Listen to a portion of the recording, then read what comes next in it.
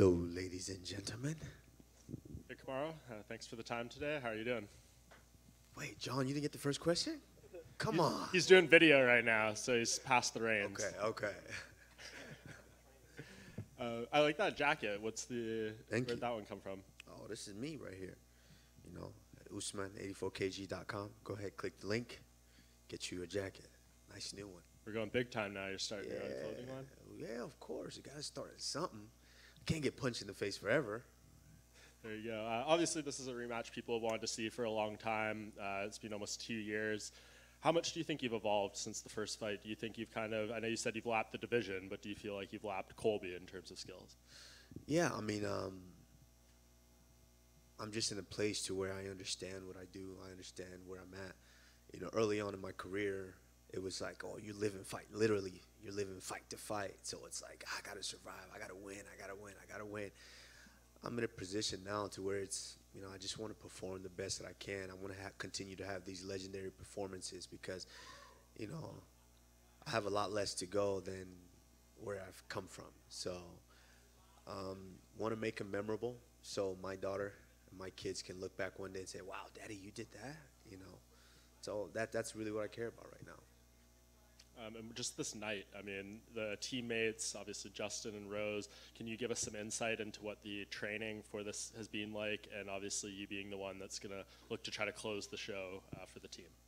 It's been phenomenal. I think in Jacksonville, the last fight I fought, it was great. I wanted Rose on that card as well, and you know we were able to make it happen, and obviously you saw what we produced that night, but we felt a little incomplete. Yes, Justin was there, so it definitely helped us feel better, but we felt a little incomplete because we didn't get to watch that madman throw down. So, you know, as soon as, you know, this was a tentative date that we were looking at, I said, yo, how about we get Justin on that too? And of course, our wonderful manager, Ali Abdelaziz, was able to try to make that happen for us. And for you guys, it's going to be a treat as well. And you're never short on confidence as it was, but to do what you did to Jorge Masvidal in the last fight, what did that do to just your self-belief and just, you know, not only knowing what you can do, but seeing it put into practice? A lot of this is manifestation and the work that I've put in.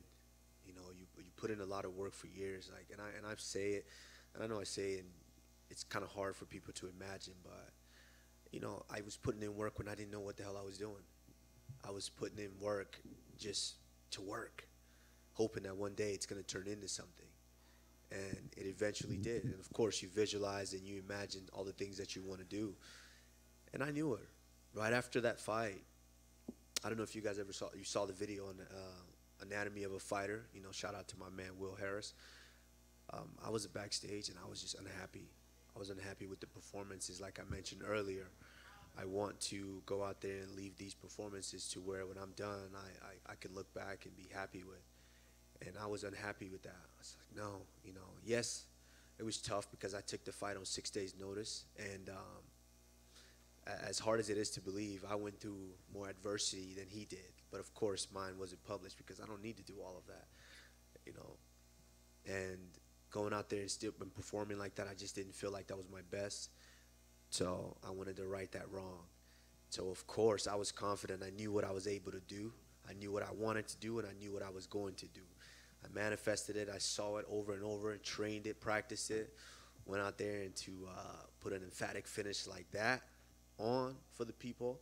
It really lets you guys know what I've been saying for years. You know, I'm the most vicious and most well-rounded welterweight there's ever been, and I think that proved it.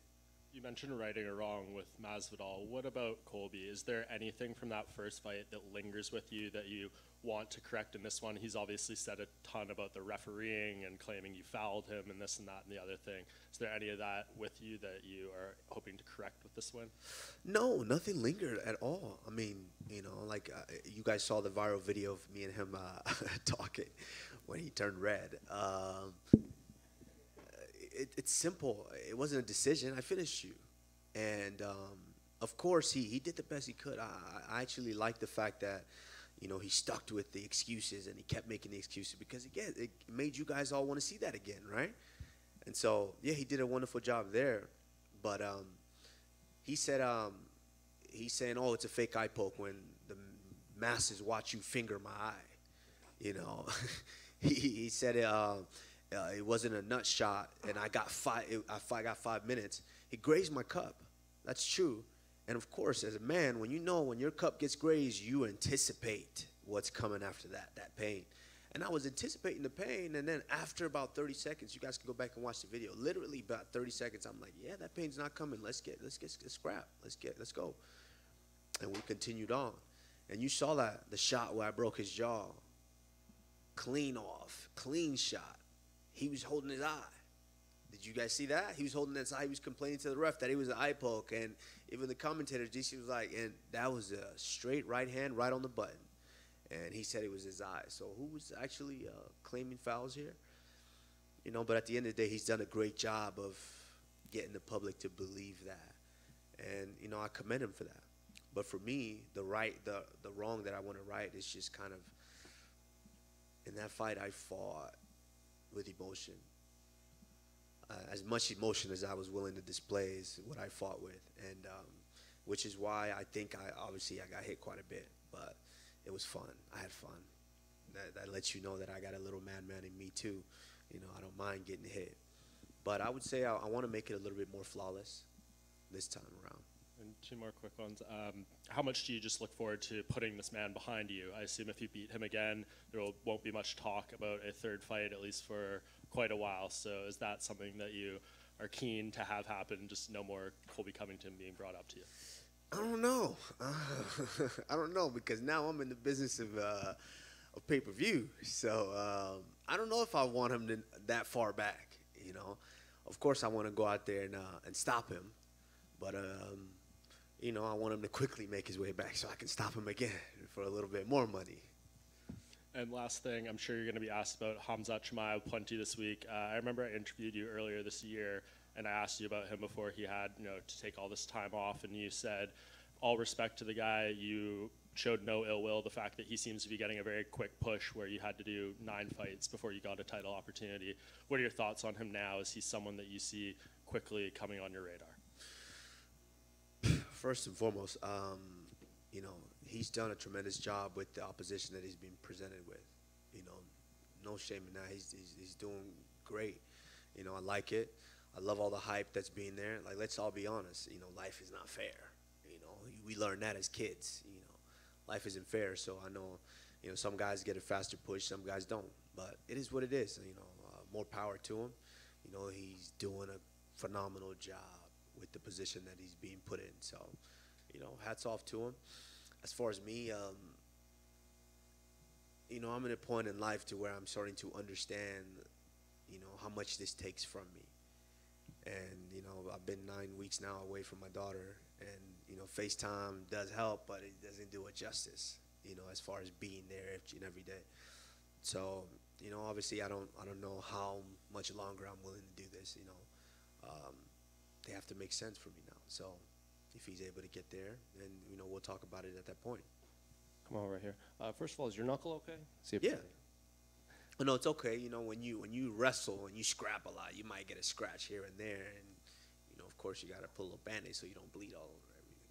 And before Israel rematch Marvin Vettori, he kind of pointed to your fight against Jorge, where you didn't have to take that fight. You still took it to answer the questions, and he viewed that as starting the second lap, which he's now doing. So is this the start of the second lap for you around this division against Colby? The start? Oof.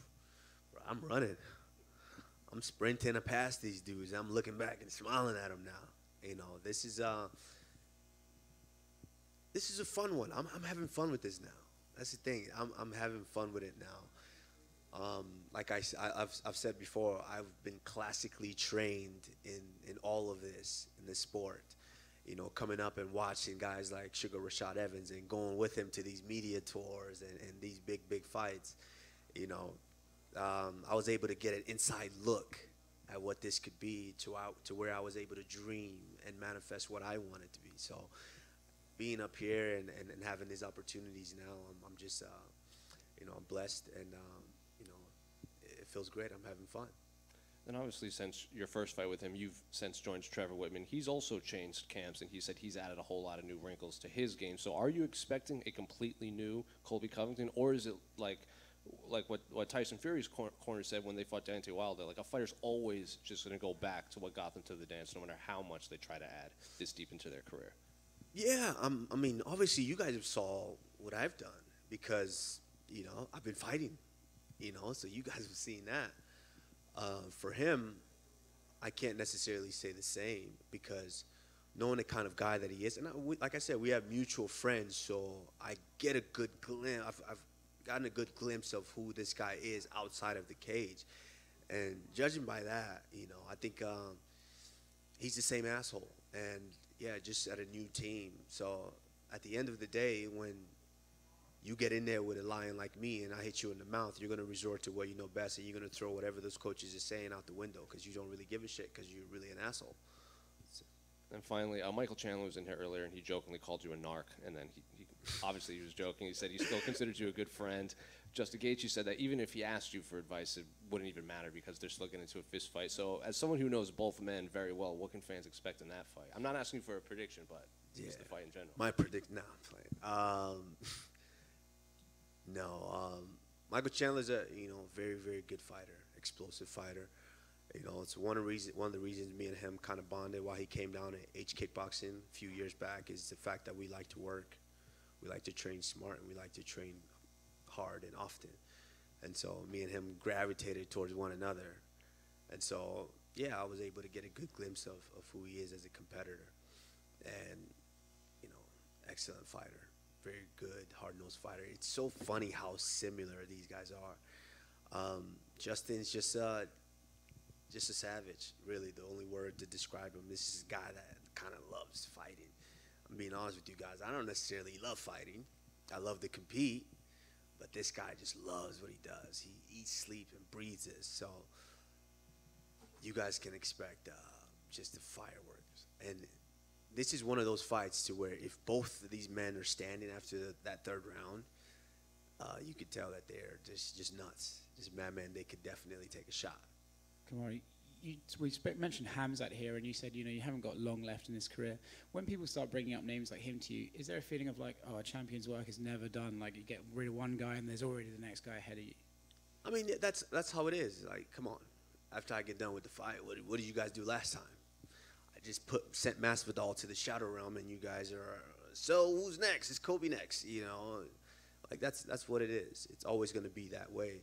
And if all champions, you know, especially some of the best champions in the world, continue to listen to that, then basically all you guys want to see is me continue to be successful until I'm not successful. Then you guys can then put that stamp on it and say, he's washed up, he needs to leave. You know, I want to be that champion who does it I want to do it on my own time. You know, I like Khabib, and I know a lot of people have been throwing a lot of shades, saying a lot of things about Khabib leaving when he wanted to leave. That's how you do it. You know, even George St. Pierre, that's how you do it. You leave when you want to leave. You know, you don't let the sport retire you. So, yeah, whenever I feel like, you know, that time's there, it's time for me to go. We speak about you lapping the division now, and I think you're in this legacy building phase of your career where people are just kind of throwing any situation at you to see, oh, what can he rise to? You know, I saw you do an interview yesterday, like, oh, can you win another belt? For you personally, what builds more for your legacy? Lapping a division over and over again, or winning a second title in a one-off? To me, I don't really, let's be honest, I've kind of done what there is to do in MMA, in UFC.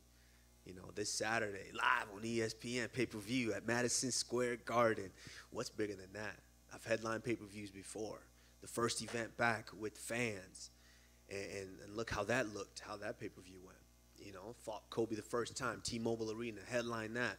You know, went all the way to Abu Dhabi, headlined that, in Fight Island 1. I mean, what is there to do in the sport? I've done it all, you know. You talk about legacy. Like, look what I've done to this point.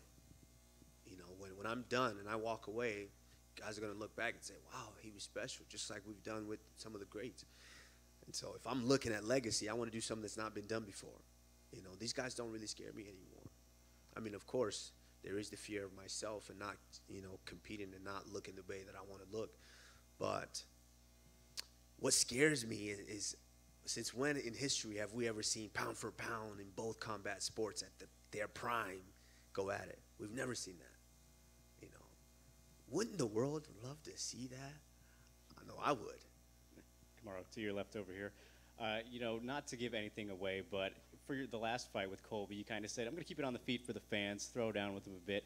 This time around, I'm getting the sense from you that maybe not having the same feeling. So, like I said, not to give anything away, but can we expect some wrestling in this one? What are we thinking?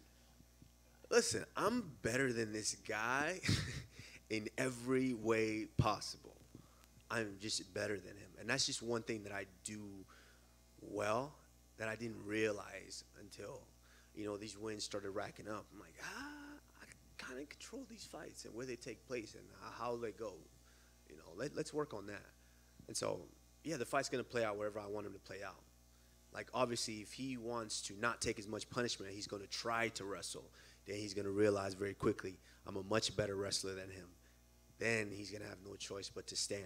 Well, if I want to take him down, I could have taken him down.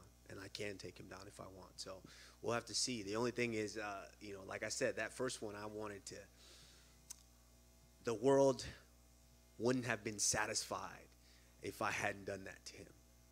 And so that's one of the main reasons why I wanted to do that. This one, I'm going to be strategic, but you can rest assured that I still want to do some harmful things to him. And I wanted to ask about your brother Mohammed, who, you know, he's coming off a loss in the PFL. But, you know, that's always a big kind of thing for fighters, you know, to turn around and come back from that. So I'm just curious how you've kind of been helping him and, you know, giving, you know, sharing advice and all that kind of thing going forward and what potential he has still in the sport. Yeah, I mean, that wasn't his first loss. You know, that was his second loss. You know, he lost before, and he bounced back, and he you know, he got some wins and then got that opportunity. So he's going to do the same. He right away, you start to realize, maybe I'm not where I want to be yet. So let me get back to the drawing board. So since then, you know, he's really made the move out to Colorado, and he's putting a lot of emphasis on his training. So, you know, we want to make him the savage that he wants to be. So eventually he'll get there, and you guys will be talking to him, not me. All right, best of luck tomorrow. Tomorrow, over here on your right, you mentioned pound for pound versus pound for pound. I assume you're talking about Canelo Alvarez, the pound for pound top boxer. Yes, absolutely.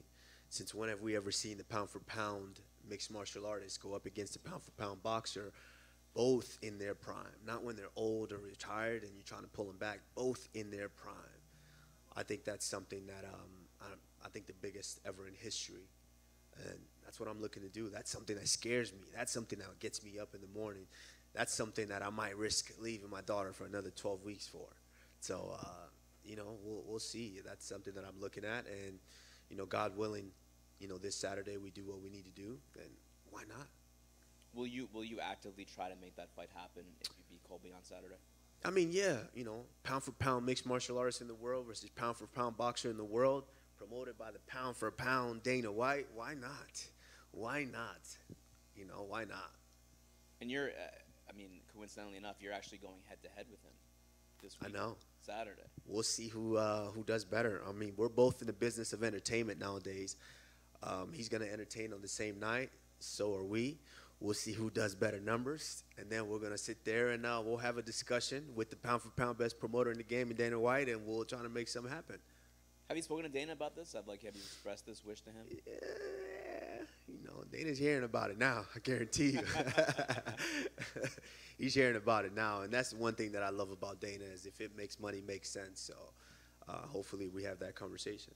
Who wins that fight, you or Canelo? And you Me or talk Canelo? about boxing too, right? In now. boxing, yeah, absolutely. Yeah. I mean, come on, man. He wouldn't dare come in here. Let's be honest. You know, that's the thing is we have to pursue these guys because we're willing to take that risk. You know, I don't know if they're willing to pursue us. So let's be honest. You know, that, like I said, there's a reason that scares me. That scares me because, you know, he's a master at his craft. And, you know, he's used to these boxers. He's used to the boxing speed and the boxing, you know, movements and things like that. We're different. You know, sometimes different could be good. What's wrong with giving them a different look? So, of course, it's a tall tree to climb, but, you know, we saw what happened the last time I was an underdog. Thanks, tomorrow. Thank you. Kamaru right here on your left. Kamaru, talking about the numbers, I know you're looking at some boxing and making that big money, but you are approaching Anderson Silva's all-time mark of those 16 UFC victories in a row. How much would it mean to you to break that kind of mark and prove just like you're the generational talent here in this time? That's interesting, and I've said it before early on in some of these, press conferences. I don't really look at that. You guys I find out when you guys tell me, hey, you're approaching this number and that number and this number. I don't look at that. I learned a long time ago when I was 1-1 and saying, shit, I just lost. I'm not undefeated anymore. And having that talk with Rashad Evans and him telling me just take it one fight at a time. So as long as I continue to take it one fight at a time, all these numbers continue to rack up and pile up. So that's all I'm doing. I'm not chasing anybody, or I'm not trying to do this better than this guy or this guy. I'm doing it my way, and I'm just getting one win at a time. So when I'm done, I want you guys to let me know how great I was. The Hispanic fans noticed that Kamaru Usman's been rocking a Colombian national team jersey a lot. Are you a fan of the team? Are you just, loving the community? Talk to me about that. Of course, we love the Latin community. We always do. And my girlfriend's Colombian, so, of course, she's going to make you wear that thing. And it looked good on me. You see the colors, right? It was looking good on me. It was looking really good on me. So, of course, we rock it. Welcome to the club. Thank you. Come on over here on your right. I was going to ask real quick. So you obviously started out as a wrestler. Striking has come leaps and bounds and leaps and bounds. At what point did the striking really click for you, or has it? Is there still some thing that you're looking to achieve with that hasn't happened, or have you felt that it's just, I've got there to where I want it to be? No, I'm always growing. There's always room for improvement. The thing is, the striking's always been there. It's just going out there and having it come to fruition. Like, we all know that this is not a sprint, it's a marathon. It takes time to really learn and evolve in the sport, something that my little brother is learning as well. It takes time to get there. I came in as a wrestler having some of the best foundation, and then, of course, I went to a camp where I had one of the best teachers out there at H Kickboxing with Henry Hoof to teach me that foundation of how to punch and kick. And now, having Trevor Whitman really fine-tune some of those intricate details to produce the results that I've been producing. I mean, it's just a perfect storm. I'm blessed and I'm thankful for, the places that I've been with the coaches that I've been and the place that I am in life. I mean, this Saturday, headline Madison Square Garden. UFC 268 live on ESPN pay-per-view. You don't want to miss it. Go get that. But there was no particular fight where you felt, oh, this feels really good now. If I had to say one, I would say I fought Sean Strickland in, I believe, Buffalo, and I believe it was a little storm back and forth. It started when I fought Wale Alves in Brazil. A lot of people didn't know, but I had torn cartilage in my ribs, and I couldn't wrestle the last 3 weeks. But I couldn't pull out of the fight because I was instructed, you can't pull out of this fight. And so I had to fly all the way to Brazil and fight this guy without my strongest tool in my toolbox, which is wrestling. So I remember in that fight, I knew I had to keep the fight standing because I couldn't wrestle. So this guy doesn't find out that one kick in my ribs, I might be out. So I had to stay on my feet, and I'm on my feet, and then I realized in that first round, these guys can't stay with me on my feet. They're afraid. They think I'm going to wrestle the whole time. Why not stay up? And then towards the end of that first round, you can go back and watch that fight. He was just done. He was gassed. I didn't really throw that many strikes, but he was so gassed because he thought I was going to wrestle the whole time. I looked at him, and I spoke Portuguese to him, and I told him, I know you're not tired already. We just started. So from that moment on, I said, you know what? I can do what I want to do in here. I don't have to wrestle these guys. So in the Sean Strickland fight, we all know how good of a striker Sean Strickland is. I just wanted to just let it fly. And I'm doing all kinds of tricks. I'm doing a super double punch. I'm doing all kinds of things, having fun in there. And at that moment, I think I realized, it is what I make it in here, that I can do whatever I want. Come on over here on your right. One more? We'll take one more? Yeah. So we saw you courtside at the Knicks game the other night. Tell us what your experience was like. It was great. It's one of those things with me is I'm in this trans state of mind to where I don't really take things in too much because I have such high expectations. And for me, the journey's never over. So I have such big goals and high expectations to where I don't really sit there and just really relish and enjoy moments as much as I probably should. So I'm sitting there and it's just a game to me. I'm watching the basketball game and I'm sitting next to Tracy Morgan. I'm sitting next to Chris Rock, Bill Bellamy, D Nice, and at one point it was like, these are legends that I grew up watching, and I'm sitting on the floor next to them.